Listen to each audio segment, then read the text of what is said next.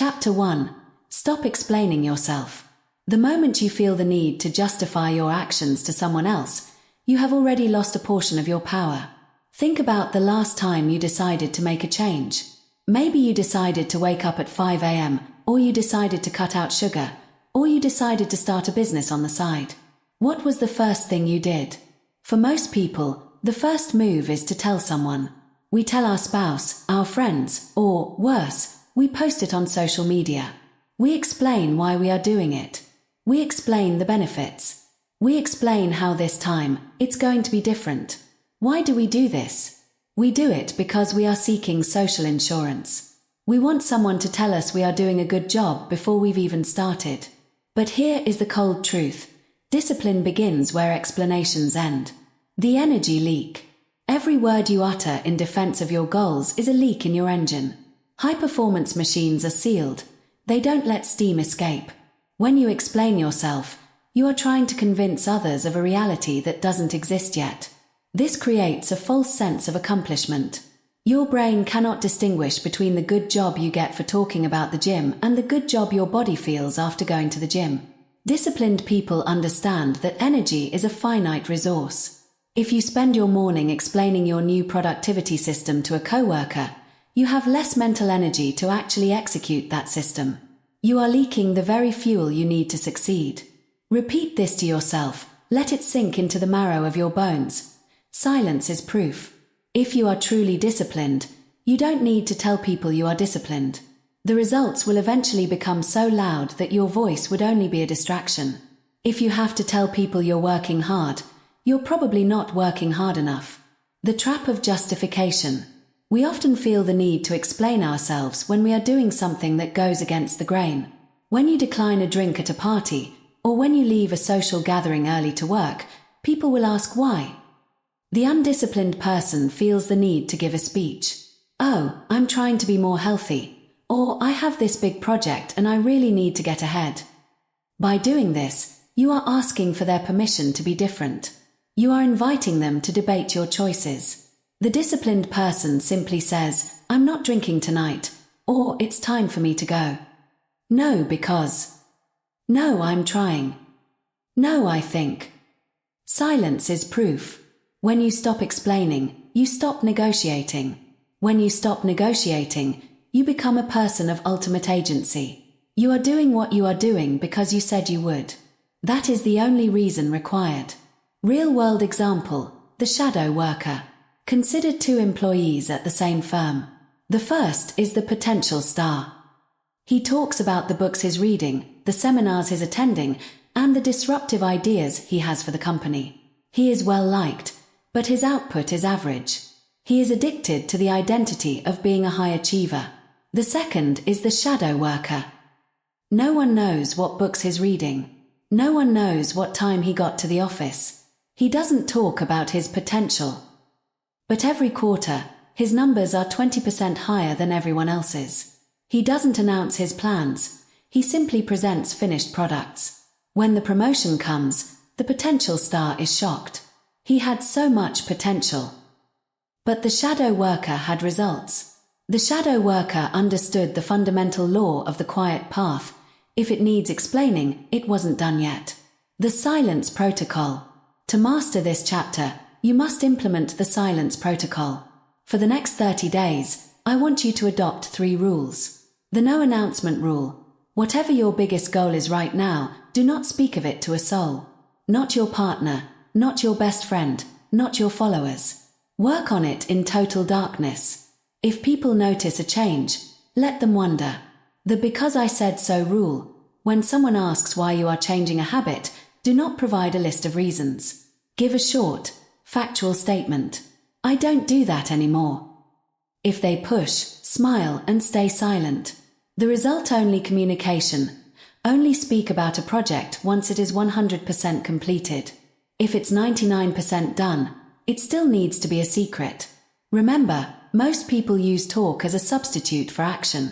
They use explanations to bridge the gap between who they are and who they wish they were. You are going to bridge that gap with bricks, not words. When you feel the urge to explain your choices, it is usually because you are feeling insecure. You want someone to validate that you are doing the right thing. But the only validation that matters is the data of your own life. Silence is proof. The disciplined never announce plans, they execute. They know that a plan is just a wish until it is finished. And once it is finished, no words are necessary. The world can see what you have built. As you move through your day-to-day, keep your mouth shut and your eyes on the work. Notice how much power builds up inside you when you don't let it out through your lips. Notice the quiet strength that comes from having a secret victory. If you are asked why you are different, why you are more focused, or why you are suddenly so effective, do not give them an answer. Let your consistency be the only answer they get. If it needs explaining, it wasn't done yet. Chapter 2. Your emotions are not instructions. The most dangerous lie of the modern age is this: listen to your heart. We are told that our feelings are a compass, that they represent our authentic self, and that if we feel tired, uninspired, or anxious, we should honor those feelings by stopping. We are taught that to push through a lack of motivation is to be inauthentic or too hard on ourselves. But if you want to walk the path of unstoppable discipline, you must accept a much harsher reality. Your emotions are not instructions. They are merely weather patterns. Think about the weather. If it rains, you might feel wet. You might feel cold. You might even feel annoyed. But the rain does not tell you who to be. It does not tell you whether or not to fulfill your obligations. It is simply an external circumstance that you move through. Your emotions are exactly the same. They are internal weather. They are atmospheric pressure inside your mind. The disciplined person understands that "I don't feel like it" is not a valid reason to stop. In fact, "I don't feel like it" is often the very signal that you must proceed. The tyranny of the mood. Most people are slaves to their moods. They are mood-dependent performers. If they wake up feeling energized and high vibe, they work. If they wake up feeling heavy, sluggish, or doubtful, they negotiate. They say, "I'll do it this afternoon when I feel better," or "I'll start Monday when my head is in the right place." Here is the problem. Your brain is a survival machine, not a success machine. Its primary job is to keep you safe, warm, and sedentary to conserve calories. Therefore, your brain will almost always produce emotions that discourage difficult work. It will produce boredom to make you seek distraction. It will produce fear to make you stay small. It will produce fatigue to make you stay on the couch. If you treat these emotions as instructions, you are allowing a survival mechanism from the Stone Age to run your modern life. You are letting a prehistoric impulse dictate your future bank account, your physical health, and your legacy. Discipline means acting despite emotion. It is the ability to look a feeling in the face, acknowledge its presence, and then completely disregard its advice. Repeat this anchor. Feel it. Then ignore it. The athlete's secret. Consider the elite athlete. Do you think a gold medalist feels like training at 4:30 a.m. in the freezing rain? Do you think their body isn't screaming for them to stay in bed? Of course it is. Their muscles ache, their joints are stiff, and their mind is offering 1,000 logical reasons why one day of rest won't hurt. The difference between the amateur and the professional is that the amateur waits for the feeling of motivation to arrive before they act. The professional knows that motivation is a fickle friend who rarely shows up when the work is actually hard. The professional doesn't negotiate with their mood. They have a schedule, and the schedule is the only instruction they follow. The athlete feels the cold, they feel the soreness, they feel the dread, and then they tie their shoes. They don't try to fix the emotion. They don't go to therapy to find out why they don't want to train today. They simply accept that the feeling is there, and they move anyway. Feel it. Then ignore it. The trap of authenticity. We often hear people say, "I just didn't feel like myself today, so I took a break." They call this being kind to themselves. In reality, this is a form of self-sabotage disguised as self-care. True self-care is doing the hard thing that your future self will thank you for. True authenticity is not following every whim of your nervous system. It is standing by the commitments you made when you were in your right mind. When you decided on January 1st to change your life, you were being your authentic self. When you feel lazy on January 10th, that isn't your truth, that is your biological resistance. Discipline is the act of staying loyal to what you said you were going to do, long after the mood you said it in has left you. If you only work when you are inspired, you are not a professional, you are a hobbyist. And hobbyists do not build empires. They do not change their family tree. They do not become unstoppable. The 90-second rule. Biologically, an emotion is a chemical flush in your body that lasts about 90 seconds. When you feel a surge of anger, or a wave of "I can't do this," that is a physiological event. It is a squirt of cortisol or adrenaline. The reason these feelings last for hours or days is because we loop them. We talk to the feeling. We give it an audience. We explain to ourselves why the feeling is justified. The quiet path requires a different approach. When the feeling arises, the urge to quit, the urge to scroll, the urge to complain, don't fight it. If you fight it, you give it energy. Instead, observe it. Say to yourself, there is the feeling of wanting to quit. That's interesting. And then, return to the task. You don't need to fix your bad mood to be productive. You can be sad and still work. You can be tired and still work. You can be terrified and still work. Your hands do not need your heart's permission to move. Feel it. Then ignore it. The entrepreneur's void. In the world of business, there is a period often called the boring middle. It's after the excitement of the launch has worn off, but before the massive success has arrived. This is where most businesses die. The entrepreneur wakes up and looks at the spreadsheet, and it's flat. They feel a sense of "what's the point?" or "this isn't working." This is an emotional response to a lack of immediate feedback.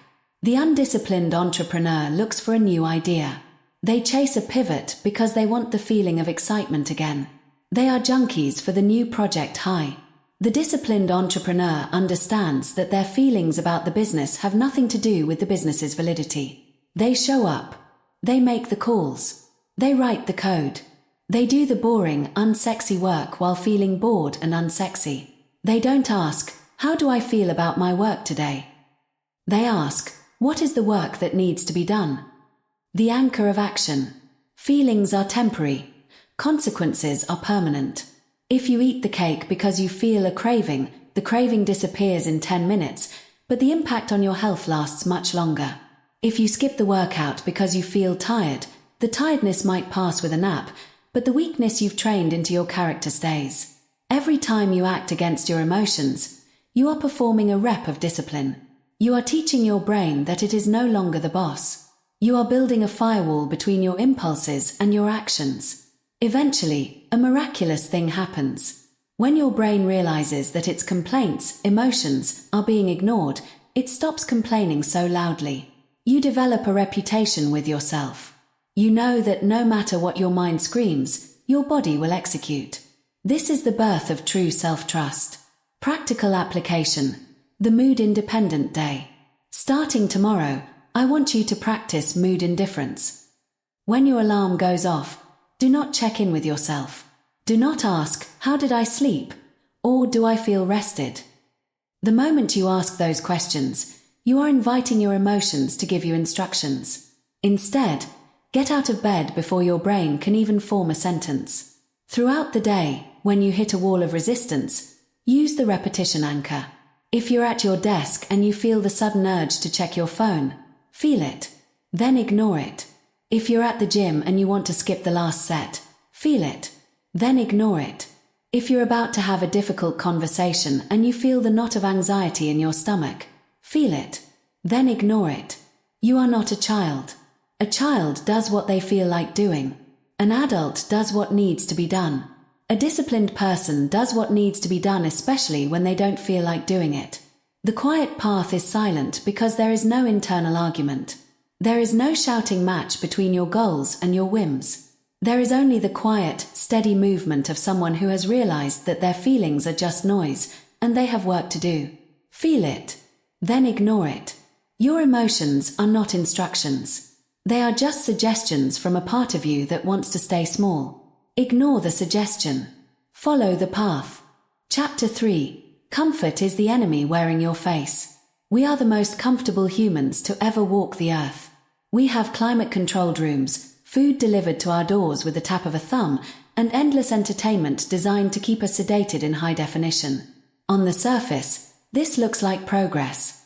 We call it the good life. But for the person seeking unstoppable discipline, this environment is a graveyard for ambition. The greatest threat to your future isn't a visible enemy. It isn't a competitor trying to take your job or a critic trying to tear down your work. The greatest threat is the soft, warm, inviting hand of comfort. Comfort is the enemy wearing your face. It speaks in your voice. It tells you that you've done enough for today. It tells you that you deserve a break. It tells you that self-care means staying in bed. But make no mistake, what feels good now costs you later. The deception of self-care. In the modern world, we have weaponized the term self-care to justify our own stagnation. We have confused recovery with indulgence. True self-care is a disciplined act. It is getting enough sleep so you can perform. It is eating clean fuel so your brain can think. It is setting boundaries so your time is protected. The comfort we see today is different. It is a slow erosion of the spirit. When you choose the elevator over the stairs, when you choose the distraction over the deep work, when you choose the comfort of maybe tomorrow over the friction of right now, you are not being kind to yourself. You are being cruel to your future self. Every time you choose the easy path, you are voting for a weaker version of your identity. You are training your nervous system to expect a life without resistance. And a life without resistance is a life without growth. A muscle that is never strained withers. A mind that is never challenged dulls. A spirit that is never tested breaks at the first sign of real trouble. What feels good now costs you later. The erosion of sharpness. Think of a blade. A blade stays sharp through friction. It needs the stone. If you leave a blade in a velvet-lined box, it won't break, but it will lose its edge. It becomes a decorative piece, a useless hunk of metal that looks like a tool but cannot cut. Most people have become decorative. They have the look of a person with goals, they have the vocabulary of a person with ambition, but they have lost their edge because they have spent too much time in the velvet box of comfort. Comfort erodes your urgency. When your belly is full and your room is warm and your phone is providing a constant stream of dopamine, why would you ever want to do the hard thing? Why would you want to face the rejection of a sales call or the pain of a high-intensity workout? The answer is, you won't. Not unless you realize that comfort is a drug. It is a sedative that numbs the hunger required for greatness. The more comfortable you become, the more sharpness you lose. You become slow to react, slow to decide, and slow to move. The tomorrow trap. The most comfortable word in the English language is tomorrow. Tomorrow is where all the hard work lives. Tomorrow is where the diet starts. Tomorrow is where the book gets written. Tomorrow is a magical land where you are suddenly more disciplined, more energetic, and more courageous than you are today. But tomorrow is a lie told by comfort. It is a way to feel the relief of making a decision without actually having to do the work. By saying I'll do it tomorrow, you get a small hit of satisfaction. You've made a plan while staying exactly where you are. This is the ultimate form of comfort seeking, the comfort of a clear conscience. You convince yourself you aren't quitting, you're just scheduling. But the disciplined person knows that there is no such thing as tomorrow. There is only a series of nows. If you won't do it now, when there is friction, you won't do it tomorrow when the friction is still there. What feels good now costs you later. The cost of tomorrow is a mountain of regret that you will eventually have to climb. Every tomorrow you use is another brick in the wall between you and the person you were meant to be. The scrolling sedative. Look at the way we spend our free time. We call it relaxing, but it is actually a form of digital anesthesia. We scroll through short-form videos for hours, letting the algorithm feed us exactly what will keep us clicking. This is comfort at its most insidious. It's low effort, high reward. It requires nothing from you, no thought, no movement, no risk. It feels good in the moment because it numbs the anxiety of your unfulfilled potential. But what is the cost? The cost is your attention span. The cost is your ability to focus on a single task for more than 10 minutes. The cost is the hours of your life that you will never get back, hours that could have been used to build a business, a body, or a legacy. When you finish a 2-hour scrolling session, you don't feel rested. You feel hollow. You feel brain fog. You feel a strange sense of shame. That is the cost. What feels good now costs you later. The voluntary hardship. If comfort is the enemy, how do we defeat it? We don't do it by moving into a cave or selling all our possessions. We do it through voluntary hardship. The disciplined person intentionally introduces friction into their life to keep their edge sharp. They don't wait for life to get hard. They make life hard on their own terms. This is why we take cold showers. It's not about the health benefits of the cold water. It's about the fact that you didn't want to do it, and you did it anyway. It's about winning the first argument of the day with the voice of comfort. This is why we fast. It's not just about weight loss. It's about proving to yourself that your hunger does not own you. This is why we do the one more rep or the extra hour. We are hunting for the friction. We are seeking the place where comfort tells us to stop, and we are intentionally moving past it. The physics of success. There is a law of life that works like physics. Easy choices, hard life. Hard choices, easy life. If you always choose the comfortable path, the easy food, the easy entertainment, the easy excuses, your life will eventually become very hard. You will face the hard of poor health, the hard of financial instability, and the hard of knowing you wasted your life. If you choose the hard path, the difficult workout, the deep work, the honest conversation, the early morning, your life will eventually become easy. You will have the easy of a strong body, the easy of a sharp mind, and the easy of a clear conscience. The comfort you take today is a loan with a massive interest rate. You are borrowing ease from your future self, and eventually, the bill will come due. What feels good now costs you later. Practical application. Hunting the friction. To implement this chapter, you must become a hunter of comfort. You must look at your daily routine and find the places where the enemy wearing your face is hiding.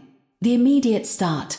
When you think of a task that needs to be done, do not allow yourself to say in 5 minutes.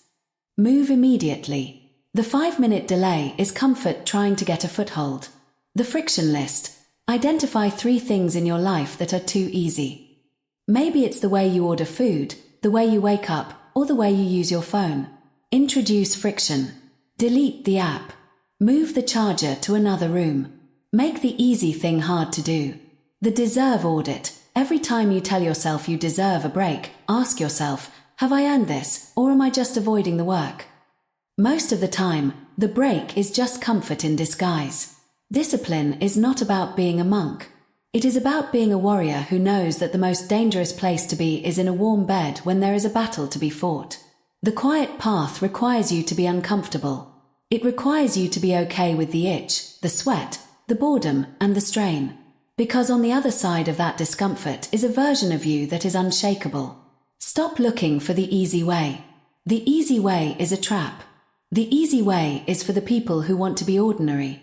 You are here because you want to be unstoppable.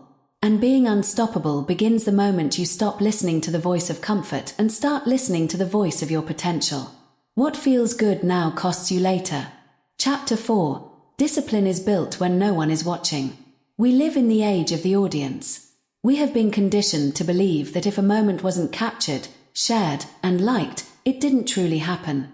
We check in at the gym, we post photos of our healthy meals, and we share hustle quotes on our stories to let the world know we are on the grind. But there is a fundamental law of the human psyche that you must understand if you want to be truly disciplined. Public effort builds ego, private effort builds power. When you perform for an audience, you are seeking external validation. You are looking for a good job from people who aren't even in the arena with you. This creates a dangerous dependency. If you only work hard when people are watching, what happens when the lights go out? What happens when no one is there to clap? The answer is, you stop. The quiet path is built in the dark. It is built in the moments where there is no camera, no audience, no praise, and no immediate reward. True discipline is not a performance. It is a pact you make with yourself when the world is asleep. The work counts most when it feels invisible. The trap of the performance. Why is it so tempting to show off our progress? Because validation is a shortcut to feeling successful. When you post a picture of your running shoes, your brain receives a hit of dopamine as if you've already finished the 5-mile run. You feel the satisfaction of being a runner without having to endure the sweat and the struggle. This is a form of identity theft. You are stealing the pride of the result before you have done the work. The problem with performative discipline is that it is fragile. It relies on the feedback of others. If you post your progress and no one likes it, your motivation drops. If you tell people your plans and they don't seem impressed, you lose interest. You have outsourced your drive to the whims of the crowd. Disciplined people do the opposite. They protect their work. They keep it hidden.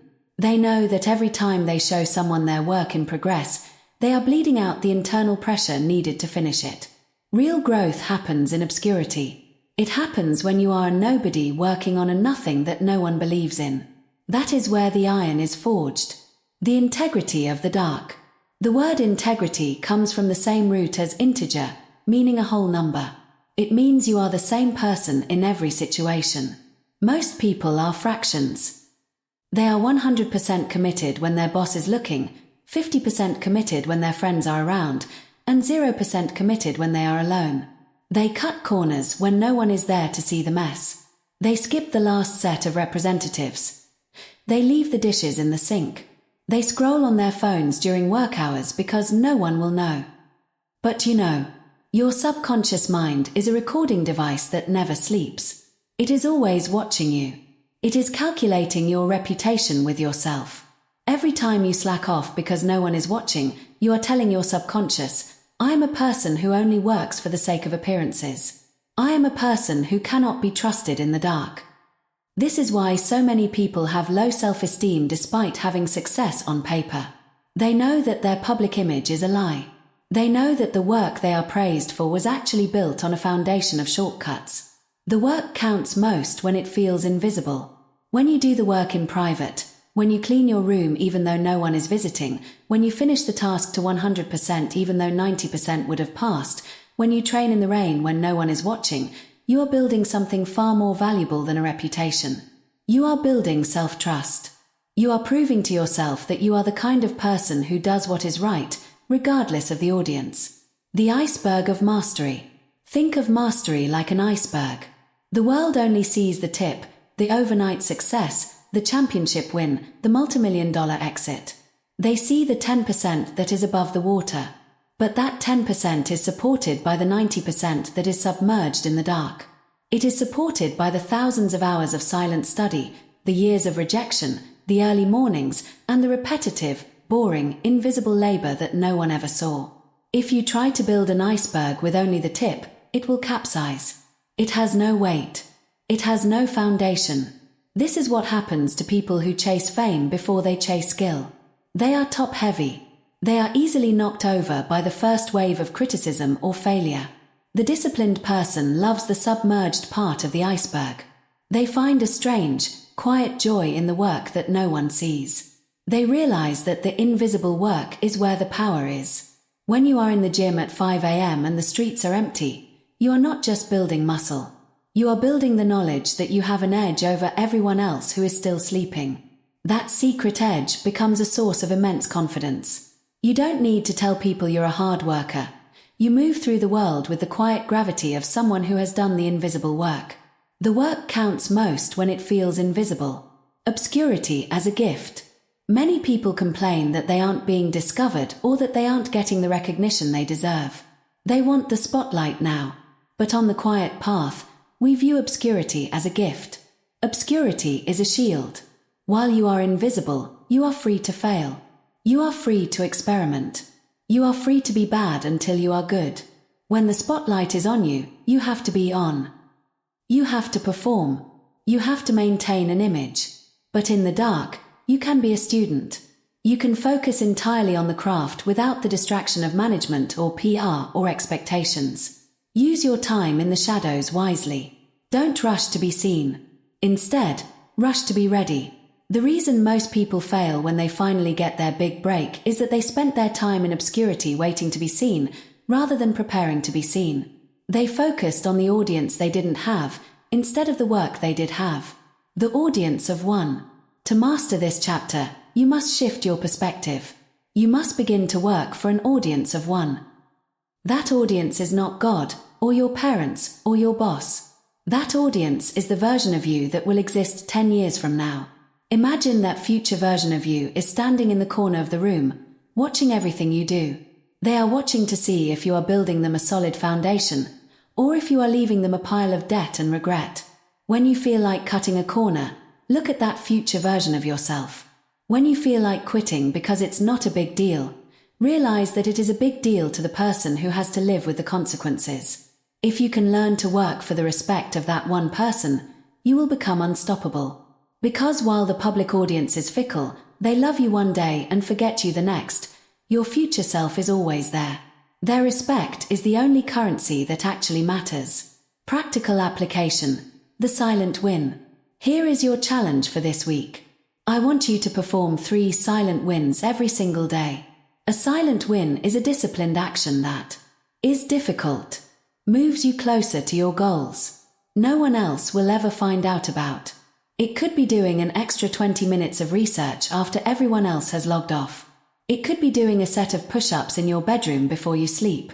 It could be choosing a glass of water over a soda when you're alone in your kitchen. The rule is simple: you cannot tell anyone. You cannot post it. You cannot mention it in conversation. You must keep the victory entirely to yourself. At first, this will feel frustrating. You will want the credit. You will want the gold star. But as you accumulate these silent wins, you will feel a new kind of power rising in your chest. You will feel a sense of autonomy that the performers will never know. You will realize that the most important work is the work that leaves no trace but the change it makes in you. The work counts most when it feels invisible. The world is full of people who are loud and weak. They are all hat and no cattle. They are the noise. You are the signal. You are the one who works in the shadows to build a reality that will eventually stun the world. But when the world finally notices, you won't care. Because by then, you will have already found your satisfaction in the silence. Stop looking for the spotlight. The spotlight is blinding. Stay in the dark. Build your power. Do the work. The work counts most when it feels invisible. Chapter 5. Eliminate the need to be understood. There is a deep, primal urge within every human being to be understood. Evolutionarily, this made sense. In a tribal setting, being understood meant being part of the group. If the tribe understood your intentions and your value, you were safe. If you were misunderstood, you were a threat. If you were a threat, you were cast out into the wilderness to die. But we no longer live in the wilderness. We live in a world where the tribe is often a collection of people who are comfortable being average. And when you decide to walk the quiet path, when you decide to stop drinking, start working 15 hours a day, or wake up while the world is still dark, the tribe will not understand you. They will ask you why you're working so hard. They will tell you that you're missing out on life. They will warn you about burnout. They will look at your new habits not as progress, but as a rejection of their lifestyle. The biggest mistake you can make on the road to discipline is trying to get them to see it from your perspective. The moment you try to make them understand, you have given them power over your progress. You don't need agreement. You need alignment. The validation addiction. Seeking understanding is simply validation addiction in a more sophisticated mask. When you say, "I just wish my friends understood why I'm doing this," what you are actually saying is, "I don't feel confident enough in my decision to stand alone. I need their approval to feel like I'm doing the right thing." Discipline is a lonely road by design. If everyone understood why you were doing what you were doing, your goals wouldn't be ambitious enough. Greatness is, by definition, an outlier. It is something that exists outside the norm. You cannot expect people who live within the norm to understand the logic of the outlier. When you explain yourself, you are looking for a nod. You are looking for them to say, "Oh, okay, that makes sense." But here is the danger. If they don't give you that nod, if they mock you, or doubt you, or pity you, your discipline will waver. You will start to think, "Maybe they're right. Maybe I am taking this too far." The disciplined person eliminates this risk by cutting the cord of understanding entirely. They don't care if people get it. They only care if the work gets done. The mirror effect. Why do people close to you try to talk you out of your discipline? It's rarely because they want you to fail. It's because your discipline acts as a mirror that reflects their own lack of it. When you choose to skip the junk food at the table, you are inadvertently reminding everyone else that they are choosing to eat it. When you leave the party early to work on your craft, you are reminding them that they are choosing to stay and consume rather than create. Your growth makes them feel small. Your clarity makes them feel confused. To stop this uncomfortable feeling, they will try to pull you back down into the understanding of the group. They will use phrases like, "It's just one night," or "Don't be so serious," or "We miss the old you." If you require their understanding to proceed, you will eventually succumb to their comfort. You will revert to the old you just to keep the peace. On the quiet path, you must accept that you will be the villain in some people's stories. You will be the one who changed. You will be the one who got too busy. Accept it. Embrace it. You don't need agreement. You need alignment. Alignment over agreement. What is the difference between agreement and alignment? Agreement is external. It is a consensus between people. It is a yes from the crowd. Alignment is internal. It is the connection between your soul, your values, and your actions. It is a yes from your conscience. When you are aligned, it doesn't matter if the whole world disagrees with you. You have a North Star that is independent of public opinion. You are moving in a direction that is true to your potential. Think of a high-speed train. The train does not need the people standing on the platform to agree with its destination. It doesn't need the cars at the crossing to understand why it's moving so fast. The train is aligned with the tracks. It has one job, to move forward. If the train stopped to explain itself to every person who looked at it with confusion, it would never reach the station. You are the train. Your non-negotiables are the tracks. Everything else is just noise at the station. Real-world example, the abandoned goal. I once knew a talented designer who wanted to start his own agency. He had the skill, he had the plan, and he had the initial capital. But before he launched, he went to a dinner with his old college friends. He told them his plans. They didn't get it. They told him the market was too crowded. They told him he had a good gig at his current job and that he was being ungrateful. They spent 3 hours explaining why his idea was a mistake. He went home and deleted his business plan. Why? Because he was addicted to being understood. He valued the agreement of people who weren't designers and weren't entrepreneurs over the alignment of his own vision. He let the tribal fear of being the outsider kill his future. Contrast this with the truly disciplined. When Steve Jobs was building the first Macintosh, many of the engineers and executives didn't understand why he was so obsessed with the font or the beauty of the circuit board inside the machine, parts the customer would never see. He didn't waste time trying to make them get it. He simply demanded the work.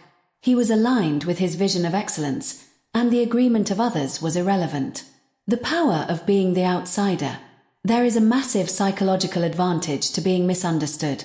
It forces you to develop self-trust. When no one supports you, you are forced to become your own coach, your own cheerleader, and your own critic. You have to build an internal fortress. This fortress is what makes you unstoppable. If your confidence is built on the praise of others, it is a house of cards. If it is built on your own results and your own alignment, it is made of stone. The person who can work for a year while everyone tells them they are crazy is the person who will eventually own the world. By the time people finally understand your success, you will have moved so far past them that their understanding no longer matters. The permission trap. When you seek to be understood, you are actually asking for permission. Do you understand why I'm doing this diet? Translation. Do I have permission to eat differently? Do you see why I'm working so much? Translation. Do I have permission to prioritize my goals over our social time? Stop asking for permission. You are an adult. You are the architect of your own life. You do not need a permit to build greatness. When you stop explaining, you send a message to yourself and to others. This is not a debate. This is a transformation. Practical application. The social fast. For the next 30 days, I want you to practice a social fast.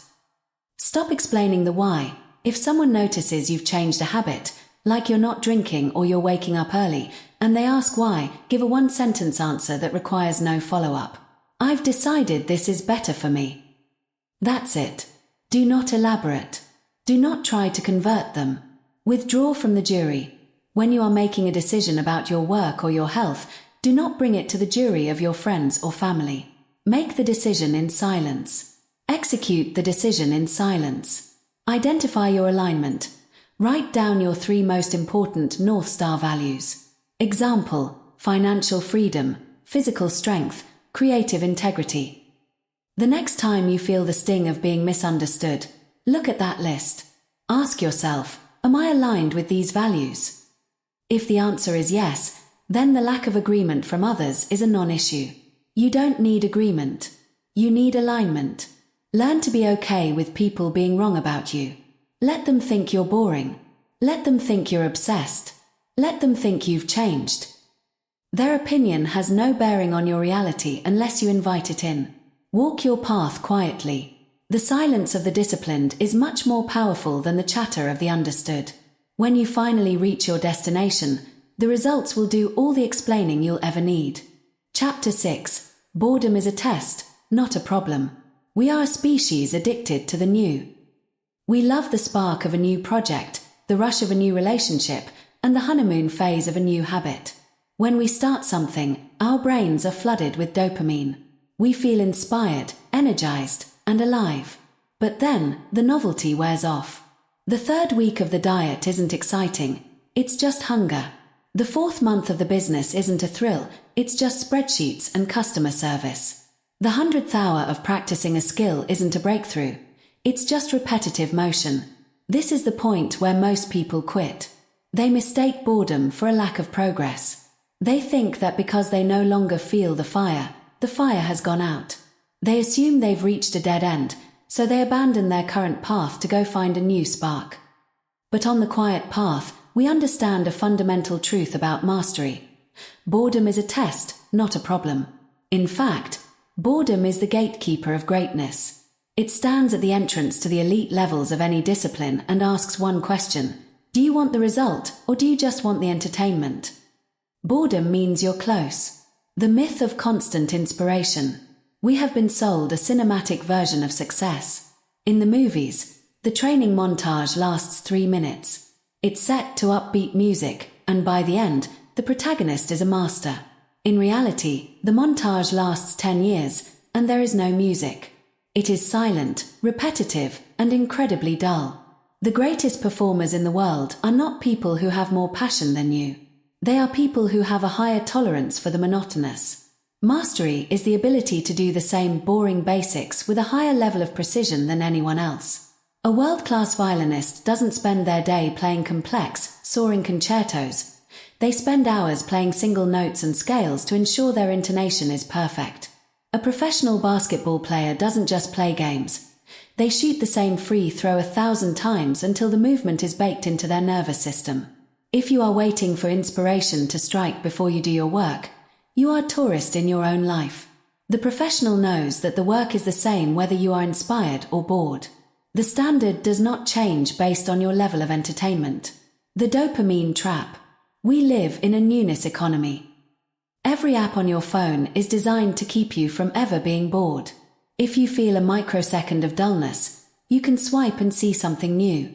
This has ruined our ability to stay with a difficult task. When we hit a plateau in our progress, a period where we are working hard but the results aren't visible, our dopamine-starved brains start looking for an exit. This is why people pivot their businesses every 6 months. This is why people switch workout programs every 2 weeks. They aren't optimizing. They are distracting.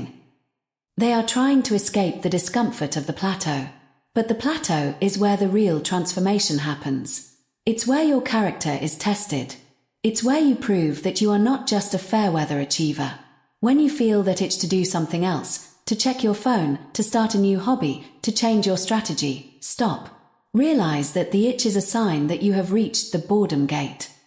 If you walk away now, you reset your progress to 0. If you stay, you are finally entering the realm of the unstoppable. Boredom means you're close. The monotony of greatness. Think about the life of a monk. Their day is a repetitive cycle of prayer, work, and silence. There is no novelty. There is no content. Yet, they often achieve a level of mental clarity and discipline that the rest of the world envies. They don't view the repetition as a prison, they view it as a practice. The quiet path asks you to become a monk of your craft. You must learn to find the nuance in the repetition. If you are a writer, don't look for a new topic, look for a better way to structure a sentence you've written 1,000 times. If you are an athlete, don't look for a new exercise. Look for a way to make your current form more efficient by 1%. The undisciplined quit when things get boring because they are looking for external rewards. The disciplined double down because they are looking for internal mastery. They know that consistency compounds. And compounding only happens when you stay on the same path for a long time. Every time you switch paths because you're bored, you cut down the tree you've been growing and start a new seed. You will spend your whole life with a garden of seeds and never see a single forest. The boring routine. If you look at the daily schedules of history's most productive people, they are shockingly dull. Immanuel Kant, the philosopher, had a routine so precise that his neighbors set their watches by his afternoon walk. Stephen King writes every single day of the year, including his birthday and holidays, usually starting at the same time and aiming for the same word count. Warren Buffett has spent decades reading the same types of financial reports in the same office. These people didn't succeed despite the boredom, they succeeded because of it. They removed the choice from their day. They didn't wake up and ask, "What do I feel like doing today?" They woke up and did what the schedule demanded. The quiet path is paved with the same bricks, day after day. It isn't flashy. It isn't Instagrammable. It's just the same actions, the same standards, and the same quiet commitment to the boring work. Boredom is the final exam. Think of your goal as being behind a series of doors. The first door is fear. You have to be brave enough to start. The second door is hard work. You have to be willing to sweat. But the final door, the one right before the treasure, is boredom. Most people pass the first two doors. They are brave and they are hard workers. But they fail the boredom exam. They get right to the edge of a massive breakthrough, and because things have become routine and unexciting, they turn around and go back. They were 5 feet from the gold, but they quit because they were tired of digging. When you feel like you can't take one more day of the same routine, I want you to smile. I want you to realize that you are at the final door. This is the moment where 99% of your competition will fall away. If you can just stay focused for one more week, one more month, or one more year of boring consistency, you will enter a space where very few people exist. Boredom means you're close. Practical application. The 100-day rule. To build your tolerance for boredom, you must practice intentional monotony. The 100-day rule. Commit to one single, boring, daily action for 100 days straight. No pivots. No upgrades. No changes. Whether it's writing 500 words, doing 50 push-ups, or making 10 sales calls. Do it exactly the same way every day. The no novelty work block. Set aside 2 hours a day where you are not allowed to listen to music, check the news, or switch tasks. You must sit with the boring work. If you finish the work early, you must sit in silence until the time is up. This trains your brain to stop running away from dullness. Find the nuance. When you feel bored, challenge yourself to find one tiny detail you never noticed before. How does your breath feel during the workout? How does the light hit your screen? By finding the extraordinary in the ordinary, you develop the focus of a master. Mastery is not a lightning bolt. It is a slow, steady drip of water that eventually carves a canyon through solid rock. The water isn't excited. It isn't inspired. It just keeps dripping. If you want to be an unstoppable force, you must become like the water. You must be okay with the drip, drip, drip of daily discipline. The next time you feel that heavy, grey cloud of boredom settling over your work, don't fight it. Don't run from it. Lean into it. Take a deep breath and keep going. Boredom means you're close. The breakthrough is on the other side of the monotony. Don't quit now. You're almost there. Chapter 7. Reduce your life to non-negotiables. We are told that freedom is the ability to do whatever we want, whenever we want. We are told that having options is the ultimate goal of life. But for anyone seeking a life of high-level discipline, an abundance of choice is not a blessing, it is a curse. Every time you have to make a choice, you use a piece of your cognitive energy. Should I work out this morning or this afternoon? Should I eat the salad or the burger? Should I work on my project now or after I check my email? Each of these questions requires a negotiation with yourself. And here is the problem. The part of your brain that negotiates is the same part that feels tired, hungry, and stressed. When you have too many options, you eventually suffer from decision fatigue. By the time the sun goes down, your willpower battery is drained, and you start making choices that serve your comfort rather than your goals. The quiet path is about the elimination of choice. It is about reducing your life to a set of non-negotiables, actions that are so deeply embedded in your routine that they are no longer up for debate. If it's negotiable, it won't happen. The internal lawyer. Inside every human being, there is an internal lawyer. This lawyer is incredibly skilled at finding loopholes. When you set a goal like, I want to go to the gym 5 times a week, you have just given your internal lawyer a job. Because the goal is negotiable, you didn't specify which 5 days, the lawyer starts building a case every morning. Well, you stayed up late last night. Your shoulder feels a bit tight. It's raining outside. If you skip today, you can just go Friday, Saturday, and Sunday to make up for it. Because the action is negotiable, you spend more energy thinking about the task than doing the task. You are in a constant state of internal friction. Disciplined people fire their internal lawyer. They don't leave room for if or maybe. They don't wake up and ask, am I going to the gym today? The decision was made weeks ago. The gym is a non-negotiable, like brushing their teeth or breathing. When a task is non-negotiable, the friction disappears. There is no argument. There is only execution. If it's negotiable, it won't happen. The paradox of restriction. It sounds counterintuitive, but the more you restrict your choices, the more freedom you actually have. Think of a river. If a river has no banks, the water spreads out in every direction. It becomes a shallow, stagnant swamp. It has no power. It has no direction. But when you give the river high, narrow banks, when you restrict the water, it gains velocity. It becomes a force that can cut through rock and generate electricity. Your life is the water. Your non-negotiables are the banks. By deciding in advance that you will wake up at a certain time, eat certain foods, and work during certain blocks, you free your mind from the swamp of indecision. You no longer have to waste mental energy on the trivial. You can use that energy for the deep work that actually moves the needle. Simplicity is the foundation of consistency. The more complex your system is, the easier it is to break. The more if-then scenarios you have, the more excuses you will find. The quiet path is simple. It is a straight line. Identifying the non-negotiables. You cannot make everything a non-negotiable. If you try to control every second of your day, you will snap under the pressure. Unstoppable discipline is about choosing the 3 to 5 keystone habits that anchor your life and making them absolute. For most people, these should fall into 3 categories. The morning anchor, how you start. This is the first domino. If you win the first hour, you usually win the day. A non-negotiable wake-up time is the single most powerful tool for discipline.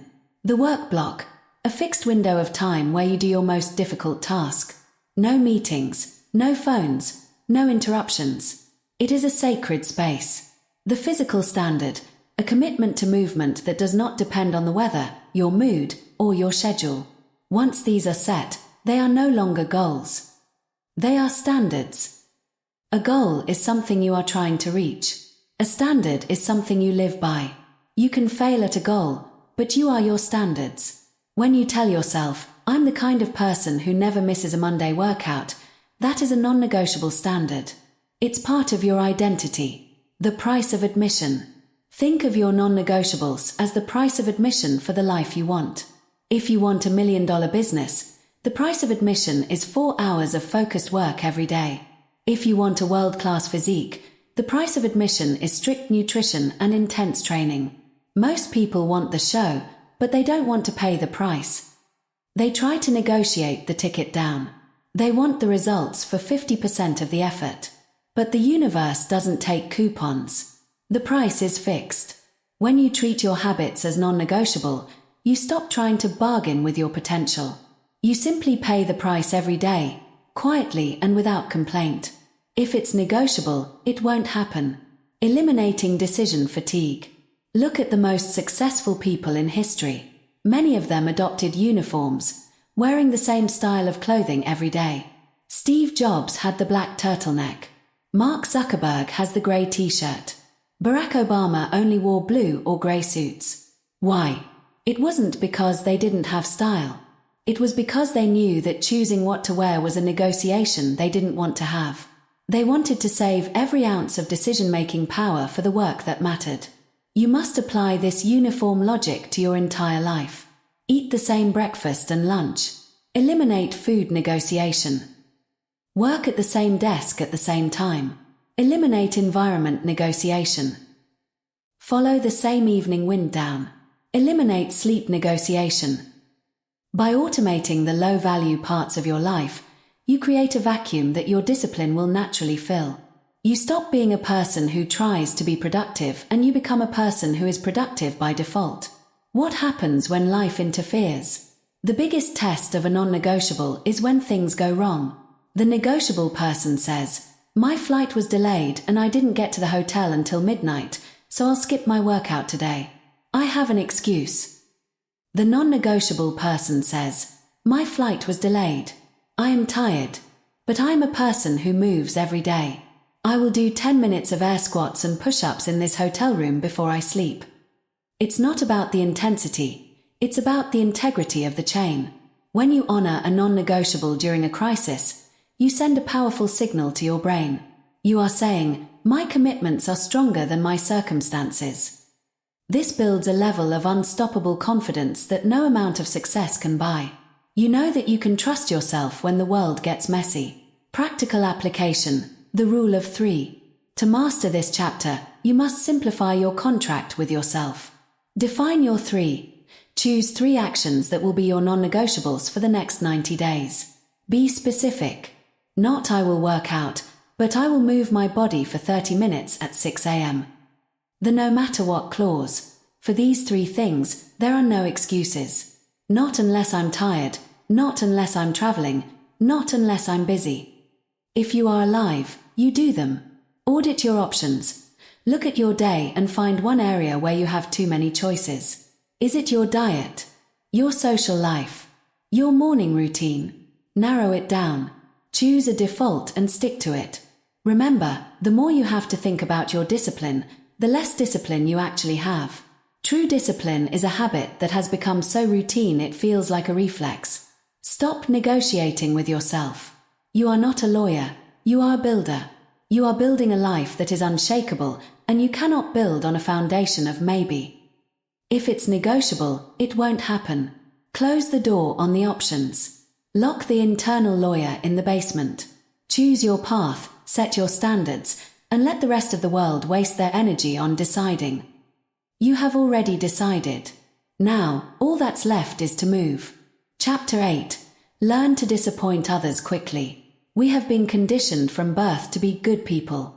To be good usually means to be helpful, to be available, and to be agreeable. We are taught that saying no is rude, and that disappointing someone is a moral failing. But if you are committed to the quiet path, you must accept a cold, mathematical truth. Every yes to others is a no to your future. Time is a zero-sum game. You have 24 hours in a day. Every hour you spend fulfilling someone else's agenda, attending a party you don't want to be at, helping a friend with a quick favor during your deep work time, or staying on the phone listening to someone complain, is an hour you have stolen from your own potential. Discipline requires social friction. It requires you to be the bad guy in the eyes of people who want to use your time for their own comfort. If you cannot handle the weight of someone else's temporary disappointment, you will never be able to handle the weight of your own long-term success. Repeat this to yourself. Disappointment is temporary. Regret is permanent. The politeness trap. The politeness trap is the primary reason most people stay average. They are so afraid of the awkwardness of saying no that they allow their schedule to be dictated by the whims of the crowd. Think about the last time you agreed to something you didn't want to do.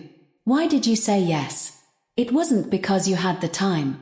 It wasn't because you were excited.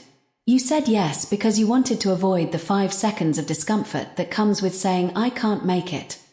To save yourself 5 seconds of social awkwardness, you traded 3 hours of your life. That is a terrible trade.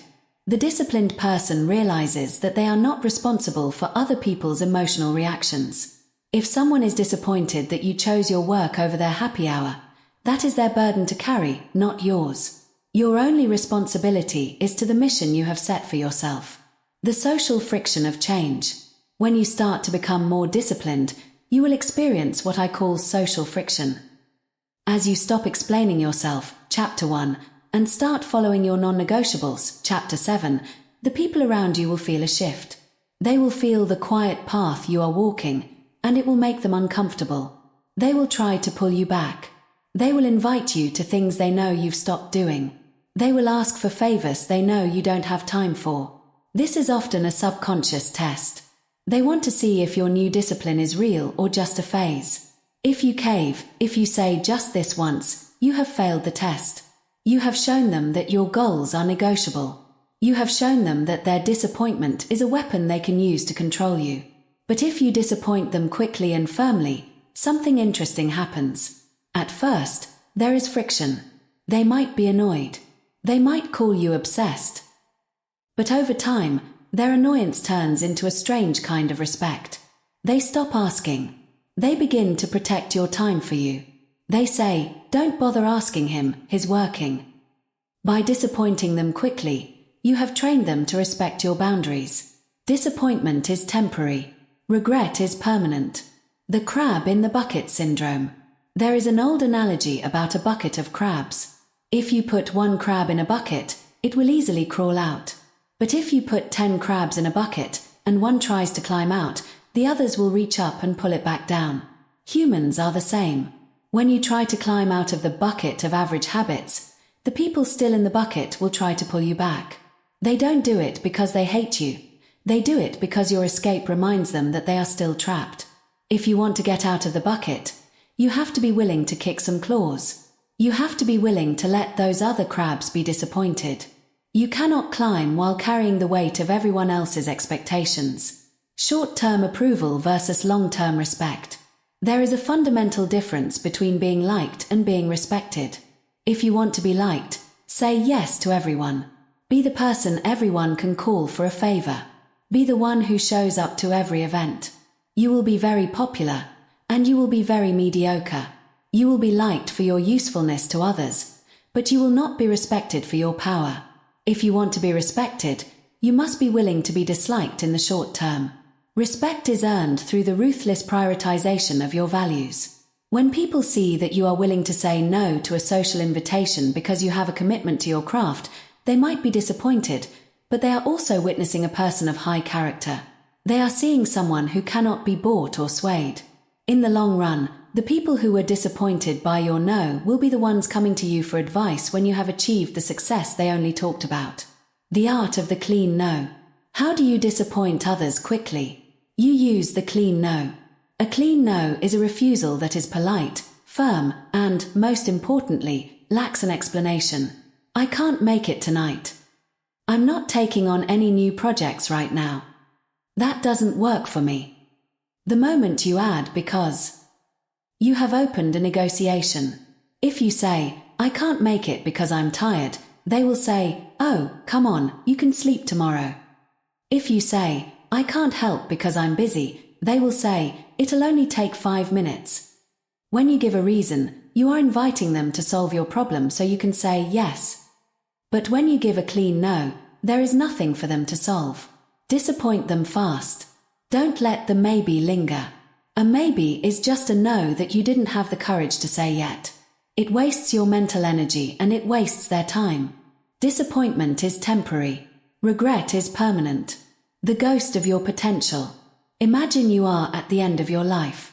You are lying in bed, and the ghost of your potential stands before you.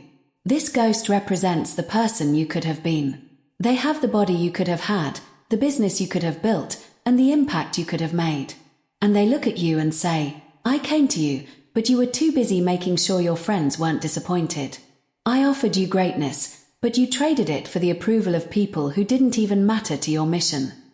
That is the definition of regret. Now, contrast that with the temporary sting of a friend being annoyed that you didn't come to their birthday party at a bar. Which pain is greater? Which one can you live with? Every time you feel the urge to people please, think of that ghost. Every time you feel the guilt of saying no, remember that the guilt is a small price to pay for the freedom to build your life. Practical application, the friction audit. To master this chapter, you must practice the social no. The priority list. Write down the 3 things that are most important to you right now, e.g., your health, your startup, your family. The no rule. For the next 7 days, you must say no to at least one social invitation or request that does not align with those 3 priorities, even if you could technically fit it in. Practice the clean no. The discomfort observation. When you say no, pay attention to the feeling in your chest. That tightness is your people-pleaser reflex dying. Breathe through it. Notice how, after 10 minutes, the feeling goes away and you are left with the gift of your own time. Discipline is a form of self-love. It is the act of deciding that your future is worth more than someone else's current opinion. You cannot save everyone. You cannot make everyone happy. You cannot fulfill every expectation. If you try, you will end up a hollowed-out version of yourself, wondering where all your years went. Walk the quiet path. Let the social friction happen. Let people be disappointed. Let them talk. While they are busy talking about your absence, you will be busy building a presence that no one can ignore. Disappointment is temporary. Regret is permanent. The road to the top is narrow. It was never meant to hold a crowd. Choose your company wisely, and don't be afraid to walk alone for a while. Chapter 9. Identity comes after repetition. In the world of self-help, we are often told that we need to change our mindset before we can change our lives. We are told to believe in ourselves, to visualize our success, and to manifest our new identity through affirmations and positive thinking. But this is backward. It is a logical fallacy that keeps millions of people stuck in a loop of wishing and waiting. If you don't currently have a history of being disciplined, you cannot simply believe your way into being a disciplined person. Your brain is too smart for that. It knows your history. It knows all the times you hit the snooze button. It knows all the projects you started and never finished. It knows all the promises you made to yourself and broke before noon. You cannot lie to your subconscious. It is a data scientist. It looks at the evidence of your past actions to determine who you are. If the evidence says you are inconsistent, no amount of standing in front of a mirror saying I am a champion will change your deep-seated belief. On the quiet path, we flip the script. We don't wait to feel like a winner before we start winning. We don't wait for confidence to arrive before we take action. We understand that identity is a trailing indicator. It is the result of what you do, not the prerequisite. Act first. Believe later. The affirmation trap. The problem with trying to change your identity through belief alone is that it creates internal conflict. When you say, I am a high performer, while you are currently sitting on the couch procrastinating, your brain experiences cognitive dissonance. It creates stress because your words and your reality are not aligned. This is why affirmations often make people feel worse. It highlights the gap between who they are and who they want to be. The disciplined person avoids this trap by focusing entirely on the rep. They don't worry about whether they feel like a high performer. They simply perform the actions of one. They know that if they stack enough high-performance days in a row, their identity will eventually be forced to shift to match the data. You don't become disciplined. You do discipline until you realize you can no longer be anything else. The brain as a data scientist. Think of your self-image as a court case. To win the case and prove that you are an unstoppable force, you need evidence. Every time you wake up when you said you would, that is a vote for your new identity. Every time you finish a difficult work block without checking your phone, that is a piece of evidence. Every time you choose the difficult path over the comfortable one, you are presenting an exhibit to the jury of your mind. In the beginning, you will lose the case. The old you has years of evidence of laziness and inconsistency. But as you walk the quiet path, you are slowly but surely overwhelming the old evidence with new data. After 30 days of consistent action, the jury starts to wonder. After 90 days, the old you is on the ropes. After a year of repetition, the verdict is in. You no longer have to try to believe in yourself. You simply look at the receipts of your work and the belief is an undeniable fact. Act first. Believe later. The imposter phase. There is a dangerous period at the start of any transformation that I call the imposter phase. This is the period where you are doing the work, but you don't yet feel like the person who does the work. You are going to the gym, but you still feel like an out-of-shape person who is just visiting. You are writing your book, but you still feel like a fraud who is just typing words. Most people quit during the imposter phase because they feel inauthentic. They think, this isn't really me. You must understand that this feeling is a sign of progress. It means you are successfully acting outside of your previous comfort zone identity. The feeling of being an imposter is just the feeling of your old self-image dying. Don't look for authenticity in the beginning. Authenticity is just a fancy word for what I'm used to.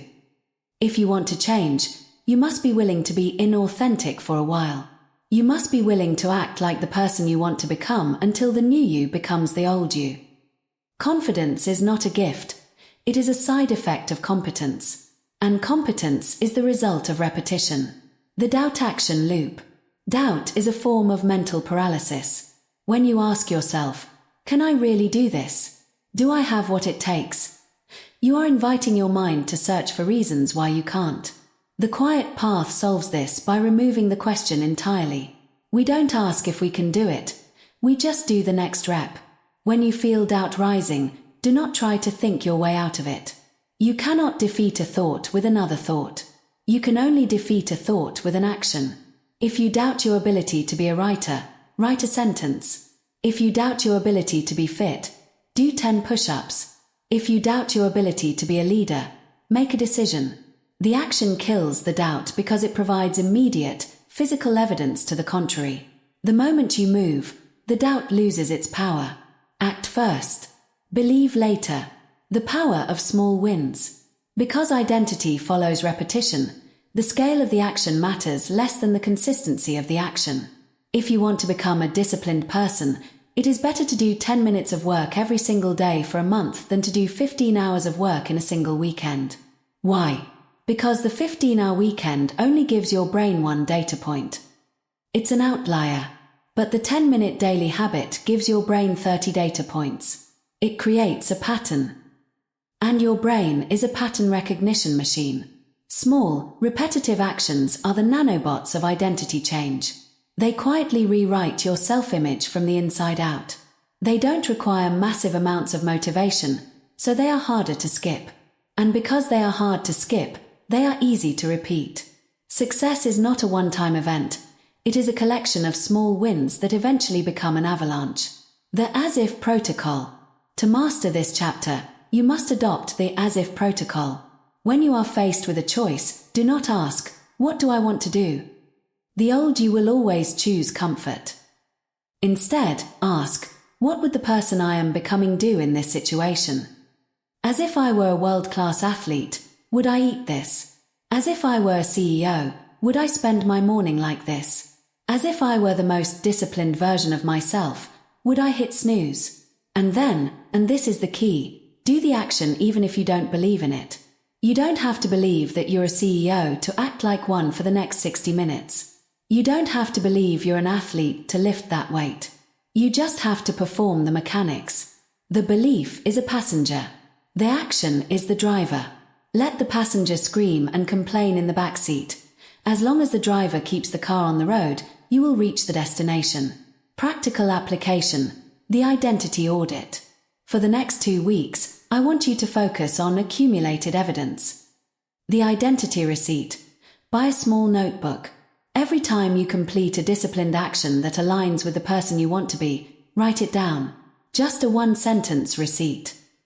Example, woke up at 5 a.m. Finished report. Resisted sugar. The evening review. Before you sleep, look at your list of receipts. Don't look for feelings. Look for data. Say to yourself, the data shows that today I was a person who, action 1, action 2, and action 3. Kill the affirmations. For 14 days, stop using I am statements. Replace them with I did statements. Shift your focus from the identity to the repetition. You are not your thoughts.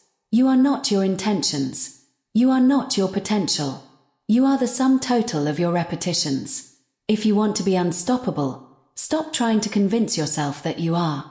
Stop waiting for the feeling of confidence to arrive like a warm sun. Go into the cold. Do the work.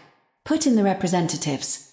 Stack the evidence until the truth of your discipline is so loud that you can no longer hear your own doubts. The person you want to be is waiting for you on the other side of 1,000 boring, repetitive actions. Act first. Believe later. The quiet path doesn't require faith. It only requires movement. Chapter 10. Quiet consistency is unbeatable. We live in a culture that worships the sprint. We celebrate the all-nighter, the heroic effort, the beast mode workout, and the massive, sudden transformation. We love intensity because intensity is exciting. It makes for a good story. It looks impressive on a highlight reel. But intensity is a flickering candle. It burns bright, but it burns out fast. It is fueled by adrenaline and novelty, and as we have learned, both of those are temporary. If you want to build a life of unstoppable discipline, you must stop looking for the big win and start looking for the unbroken chain. You must trade the flash of intensity for the steady hum of consistency. Because in the long run, intensity is a gamble, but consistency is a mathematical certainty. Consistency turns ordinary people into unstoppable forces. The intensity illusion. Many people use intensity as a cover for their lack of discipline. They slack off for weeks, and then, feeling the guilt of their stagnation, they try to make up for it with a massive burst of effort. They spend 12 hours in the office on a Saturday. They go to the gym and train until they can't walk. This is compensatory discipline. It is an attempt to pay off a debt of laziness with a high-interest loan of intensity. But the body and the mind don't work like that. You cannot cram for a healthy body the way you might have crammed for a college exam. You cannot cram for a successful business or a deep skill. These things require time. They require the slow, steady application of pressure. The problem with intensity is that it requires a recovery period. When you go all out for one day, you are often too exhausted to do anything for the next 3. You create a cycle of peak and valley. You are moving fast, but you are moving in fits and starts. The person on the quiet path chooses a different way. They choose a pace that they can maintain forever. They don't care about being the fastest today. They care about being the one who is still moving 10 years from now. The power of 10 minutes. We often overestimate what we can do in a day, but we vastly underestimate what we can do in a year of consistent, small actions. Consider the comparison between 2 people. The first person decides to get fit. They go to the gym once a week and work out for 2 hours. It's a brutal, high-intensity session. But because it's so hard, they often find excuses to skip it. By the end of the year, they've worked out 40 times. The second person commits to just 10 minutes of movement every single day. No matter what. 10 minutes. It's so easy that they have no excuse to skip it. By the end of the year, they have worked out 365 times. The second person hasn't just done more total minutes. They have performed 365 representatives of discipline. They have reinforced their identity as an athlete every single day. They have never allowed the momentum to die. In the world of biology and business, momentum is everything. It takes a massive amount of energy to get a locomotive moving from a standstill. But once it is at full speed, it can crash through a brick wall without slowing down. Intensity is trying to push the train once a week. Consistency is never letting the train stop. Consistency turns ordinary people into unstoppable forces. The compound effect of the quiet path. Success is not a destination. It is an accumulation. It is the result of boring actions done repeatedly until they reach a tipping point. Think of a block of ice in a room that is 20 degrees Fahrenheit. You turn the temperature up 1 degree at a time. 21 degrees. No change. 25 degrees. No change. 30 degrees. No change. 31 degrees. Still no change. To an outside observer, it looks like you are wasting your time. You are putting in effort, raising the temperature, but the result, the ice melting, isn't happening. This is the valley of disappointment where most people quit. They say, "I've been working for weeks and nothing has changed." But then, you hit 32 degrees. Suddenly, the ice begins to melt. A 1-degree shift, the same shift you've been making all along, finally produces a visible result. Did the 1 degree from 31 to 32 do all the work? No. It was the accumulation of all the degrees that came before it. The quiet path requires you to have faith in the accumulation. You must be willing to show up and do the work when the ice isn't melting. You must be willing to be invisible while you are building your foundation. Because when the breakthrough finally happens, the world will call you an overnight success, but you will know the truth. You will know it was the quiet, consistent degrees that did the work. The don't break the chain philosophy. One of the most powerful tools for consistency is the chain. Imagine you have a calendar on your wall. Every day that you perform your non-negotiable task, you put a big red X over that date. After a few days, you have a chain. Your only job from that point on is to not break the chain. It doesn't matter how well you did the task. It doesn't matter if you were inspired. It only matters that the X goes on the board. When you focus on the chain, you stop obsessing over the goal. You stop looking at the mountain peak and start looking at your feet. This removes the weight of the big goal. You aren't trying to write a bestseller. You are just trying to get your X for today. But here is the magic. If you don't break the chain, the bestseller happens as a side effect. The body happens as a side effect. The wealth happens as a side effect. Discipline is the art of focusing on the process so intensely that the result becomes inevitable. The quiet strength of the unremarkable. There is a specific kind of strength that comes from being consistent. It isn't the loud, aggressive strength of the alpha. It is the quiet, heavy strength of the unstoppable. When you are consistent, you become predictable to yourself. You develop a floor for your performance. Even on your worst day, your floor is higher than most people's ceiling. People will begin to notice that you are always there. You are always working. You are always progressing. You don't seem to be in a rush, yet you are always ahead. This is the unbeatable nature of quiet consistency. You aren't competing with others for a sprint victory. You are playing a different game entirely. You are playing the game of duration. Most people are talented. Most people have good ideas. Most people are hard workers when they feel like it. But almost no one can stay consistent for a decade. If you can simply refuse to quit, you will eventually win by default as everyone else falls away. Consistency turns ordinary people into unstoppable forces. The final lesson: discipline is peace. As we reach the end of this journey, it is time to reveal the true secret of the quiet path. In the beginning, discipline feels like a war. It feels like a fight against your laziness, a fight against your environment, and a fight against your own mind. You think that discipline is something you do to get what you want. But as you walk this path, you will realize that discipline is not a burden. It is a form of freedom. When you stop explaining yourself, you find peace. When you stop being a slave to your emotions, you find peace. When you eliminate the need to be understood, you find peace. When you reduce your life to non-negotiables, you find peace. The most disciplined people are not the most stressed. They are the most calm. They are calm because they are no longer in a state of internal conflict. They aren't wondering if they will work today. They aren't wondering if they will eat right. They have already decided. The quiet path leads to a life where there is no gap between who you are and what you do. That alignment is the highest form of human existence. Practical application: the forever standard. To complete your training in the quiet path, you must set your forever standard. Lower the bar to raise the consistency. Pick one goal you've been struggling with. Reduce the daily requirement until it is laughably easy.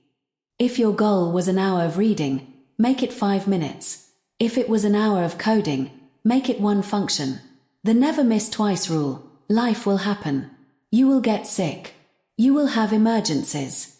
You might break the chain once. That's okay.